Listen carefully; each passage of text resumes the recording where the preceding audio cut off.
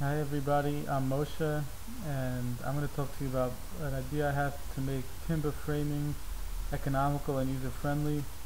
Um, so timber framing is a very expensive, customized um, way of building houses, and it is a very desirable way to build a house compared to stud framing uh, where it's very economical, and because of that it's the most prevalent way to build residential houses in America, which started in the 50s when when the suburbs were being built with large developments, houses being put up very fast. Now, stud framing is inferior to timber framing for many reasons. One of them being um, it doesn't last as long as a timber frame house. The if the walls of a stud frame house are hollow, and the moisture can get trapped in between the walls and rot the wood, and also these hollow walls can act as a highway for mice and other uh, other critters, like termites, cockroaches, and nowadays bed bugs, where they can all these things can hide in between the walls of the house. With timber framing, you don't have that problem. Also, timber framing is easier to insulate than stud framing. Stud framing, you have to insulate in between all the studs, and the process can be very labor intensive, and also in the end you won't have as high an R value as you would with the timber frame house, where with a timber frame house you have the frame wrapped in a continuous envelope, um, making the house airtight, and so it's better for the environment. Timber framing. Also, uh, timber framing is more beautiful than stud frame houses, because you have the nice wooden beams and posts exposed to the inside of the house. With stud framing, you just have bare sheetrock that people have to cover up with paint or wallpaper, and so with timber framing, it just gives the house more character, and this is why it is a very popular building style, especially in uh, colder climates, for reasons like we said before. But first, there's more trees up in the colder climates, but also it's very good for keeping the house warm. Um, but the problem is it's very customized, and labor intensive to cut all the wooden members, and so it's much more expensive. Now, here I have a diagram showing my idea. What it basically does is it makes the wooden members into standard sizes, prefabricated standard sizes that you can create whatever you like. Here I bring an example also. You can create furniture with if furniture that uses the same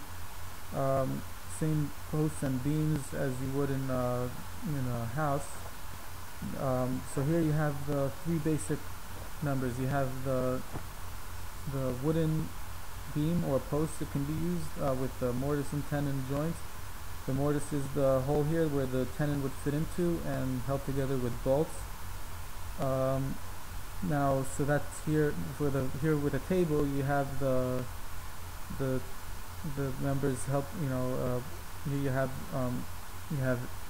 the A designating this member, and then for the tabletop, or if you were to make a chair, the seat would be this platform made with a frame of this would be B, where it has a groove down the center going down that you would fit in these planks and held together also with bolts. Now, here you have with the house, it's the same. You have these the posts and the beams also are the mortise and tenon members, just a lot bigger. And they're also, another thing here, you have the concrete shell, which helps to hold up the beams. That's also a kind of an innovation of mine. Normally with timber frame you have the whole house being held up with framed with the wooden beams, and so here you basically have half the amount of wood you would need. Also, it's a lot stronger, the concrete shell, and better for insulation. You don't have to add a wall to the outside after you have the frame. So that's another reason why it's more economical. And so here, and then you have the floor and the roof would be the same concept as the tabletop, and where you would have the platforms with grooves down the around the frame where the planks would be held together with bolts. Then here you have a floor plan view of the house, where you see the fireplace also acts as a central core support for the beams, and here you have the concrete shell, and that's that. So this shows how you can, if you can create the wooden members prefabricated, and so that cuts away all the man hours you would need to